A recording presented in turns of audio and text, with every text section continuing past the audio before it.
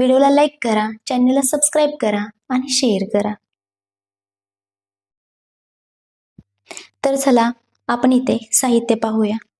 इथे मी 2.5 वाटी गूळ घेतला आहे, 3 वाट्या गव्हाचे पीठ घेतले आहे, 1.5 वाटी तीळ घेतले आहे, 1 ग्लास पाणी घेतले आहे, 1 वाटी शेंगदाणे घेतले आहेत, अर्धी वाटी तेल घेतले आहे.